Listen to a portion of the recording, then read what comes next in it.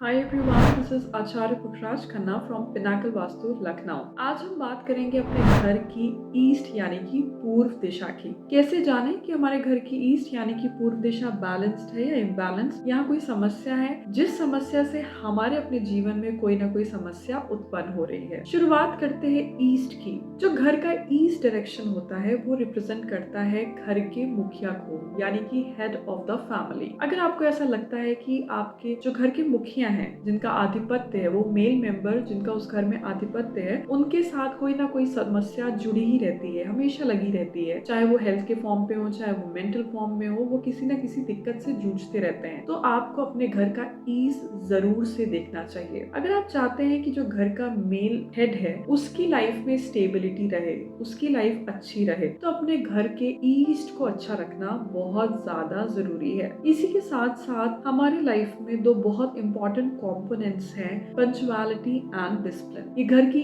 East यानी कि पूर्व दिशा ही है जो लाइफ में पंचुअलिटी और डिसिप्लिन लेके आती है। इसी के साथ साथ अगर हम बात करें तो ईस्ट दिशा जो है ये नेटवर्किंग के लिए एक बहुत ही इंपॉर्टेंट दिशा है। आज के जमाने में, खासकर सोशल मीडिया के जमाने में, हमारे हजारों लाखों में एक हमारे फ्रेंड सर्कल होता है, एक फ्रेंड ग्रुप होता है, लेकिन जरूरत पड़ने पे आखिर हमारे काम कौन आता है? अगर आपको लगता है कि आपके जीवन में बहुत सारे दोस्त हैं लेकिन जरूरत पड़ने पे कोई काम नहीं आता है, तो आपका ईस्ट इम्बैलेंस्ड है। आप चाहते हैं लाइफ में ऐसे लोगों से आपका जुड़ाव हो जो आपको भी ग्रो करे लाइफ में, आपको भी लाइफ में आगे लेके जाए, ना कि उनके साथ जब आप मिलते हैं, जुलते हैं, बहुत समय व्यतीत करते हैं लेकिन वो समय किसी भी काम का नहीं है, उससे आपका अल्टीमेट प्रोग्रेस नहीं होता है, ना ही उनका होता है। तो आपकी ईस्ट में जरूर से दिक्कत है। अगर आप अपने ईस्ट को बैलेंस करते हैं तो कहीं ना कहीं आप ये पाएंगे कि ऑटो मोड पे आपका ऐसे लोगों से जुड़ाव होगा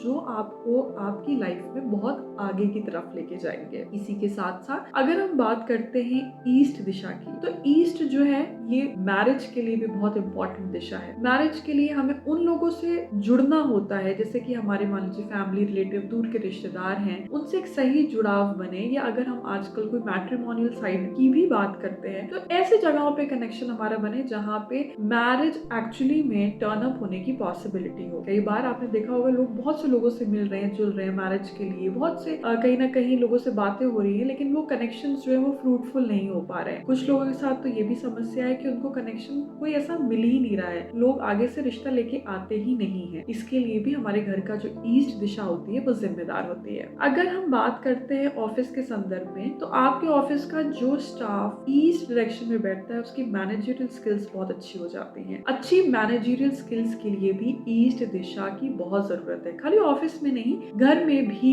एक जो मैनेजमेंट स्किल है, घर को चलाने की भी जो मैनेजमेंट स्किल है, वो भी ईस्ट से आती है। साथ ही आप ये ऑब्जर्व करेंगे कि आपका अगर कोई स्टाफ ईस्ट डायरेक्शन में बैठता है तो वो थोड़ा सा इगोइस्टिक, थोड़ा सा डोमिनेटिव और थोड़ा सा अथॉरिटेटिव हो जाता है। तो इसलिए इस दिशा का संतुलित होना बहुत जरूरी है। अब कई बार लोग ऐसा कहते हैं कि हमारी नौकरी तो आसानी से लग जाती है, हमें नौकरी के लिए बहुत अपॉर्चुनिटीज मिल जाती है, लेकिन हम उस नौकरी में टिक नहीं पाते हैं। नौकरी में टिक ना पाना भी, उसके लिए भी ईस्ट ही जिम्मेदार होता है, यानी कि घर की जो पूर्व दिशा है। इसके साथ साथ अगर हम बात करते हैं पॉलिटिशियंस की या हायर लेवल के गवर्नमेंट ऑफिशियल्स की, इनके लिए उनके घर की या जो उनका स्पेस है, ऑफिस स्पेस है, वहाँ की ईस्ट दिशा का बैलेंस होना बहुत जरूरी है। क्योंकि लाइफ में एक मास लेवल जो फेम होता है वो भी कहीं ना कहीं क्या होता है, इन्फ्लुएंस होता है ईस्ट से। बिकॉज आपका ऐसा प्रभाव होता है लोगों पे, तो ऑटोमेटिकली दो ये मास लेवल फेम के लिए ईस्ट और साउथ दोनों जिम्मेदार हैं, लेकिन स्पेसिफिकली अगर आप पॉलिटिशियन है या गवर्नमेंट ऑफिशियल है तो